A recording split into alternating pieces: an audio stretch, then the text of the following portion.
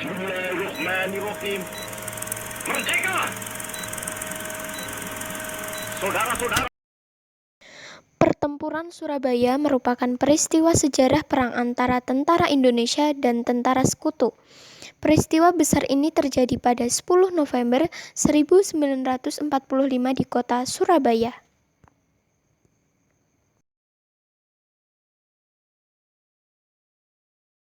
Di bawah pimpinan Brigjen Aubertin Walter Southern atau AWS Malabi yang berkebangsaan Inggris, kedatangan mereka disambut oleh Gubernur Jawa Timur RMTA Suryo.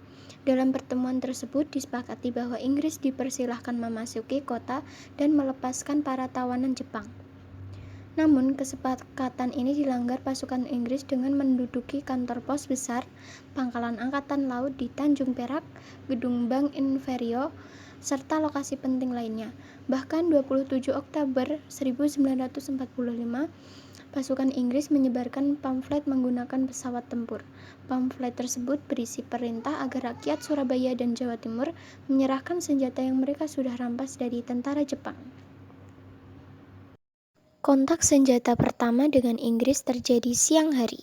Pertempuran kemudian meluas dengan cepat dan berubah menjadi perlawanan merebut kembali lokasi-lokasi penting yang telah diduduki oleh tentara Sekutu. Selanjutnya, pada 28 Oktober 1945, lokasi-lokasi penting tersebut berhasil direbut kembali oleh para pemuda. Terdesak oleh serangan rakyat Surabaya, AWS Malabi meminta bantuan kepada Maijen DC Hawthorne, komandan tentara Inggris di Jawa. Maijen DC Hawthorne lalu meminta bantuan Presiden Soekarno untuk menyelesaikan pergolakan. Presiden Soekarno didampingi Wakil Presiden Muhammad Hatta, Menteri Penerangan Amir Syarifuddin, dan Maijen DC Hawthorne tiba di Surabaya. Di Surabaya dengan sebuah jeep pinjaman Inggris, Soekarno keliling menyerukan genjatan senjata sambil menunggu perundingan antara Indonesia dan Sekutu atau Inggris. Meskipun genjatan senjata disepakati, aksi tembak-menembak secara sporadik masih terus terjadi di beberapa tempat.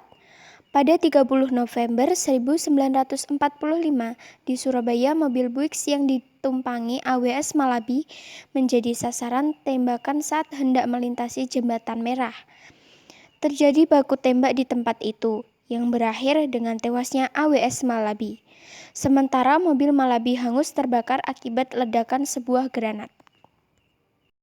Kematian Malabi menjadi dalih bagi Inggris untuk menggempur rakyat Surabaya dan menuntut menyerah tanpa syarat. Pada 7 November 1945, pemimpin tentara Inggris yang baru, Mayor Jenderal Robert Mansell, menulis surat kepada Gubernur Suryo. Surat itu intinya berisi kecaman atas kematian Malabi serta tudingan bahwa sang gubernur tidak mampu mengendalikan rakyatnya sendiri. Suryo membalas surat Marsek pada 9 November yang intinya membantah semua tuduhan itu. Marsek kemudian membuat ultimatum yang berisi akan bertekad menuntut balas atas kematian Malabi dan bagian lain dari surat bahkan berisi perintah kepada seluruh pemimpin Indonesia, kepala pemuda, kepala polisi, kepala pemerintah agar melapor pada waktu dan tempat yang telah ditentukan dengan meletakkan tangan mereka di atas kepala. Selanjutnya, mereka harus menandatangani dokumen berisi penyerahan tanpa syarat. Para pemuda yang bersenjata harus menyerahkan senjatanya sambil membawa bendera putih sebagai tanda menyerah. Batas waktu yang ditentukan paling lambat pukul 06.00 tanggal 10 November 1945. Jika ultimatum ini tidak diindahkan, Inggris akan mengerahkan seluruh kekuatan angkatan perangnya untuk menghancurkan Surabaya. Pada pukul 22.00 tanggal 9 November 1945, setelah merundingkannya dengan pemerintah pusat, Gubernur Suryo melalui siaran radio menolak ultimatum Inggris. Pertempuran tidak bisa dielakkan. Kontak senjata pertama terjadi di Tanjung Perak. Banyak korban yang berjatuhan, tetapi rakyat Surabaya bersama Tentara Keamanan Rakyat atau TKR terus melakukan perlawanan. Mereka memilih merdeka atau mati. Inggris mulai menggempur Surabaya melalui darat, laut, dan udara.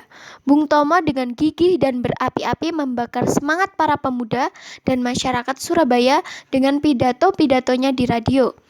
Sementara itu, Soekarno dengan pidato bahasa Inggris direkam lalu disiarkan ke seluruh dunia.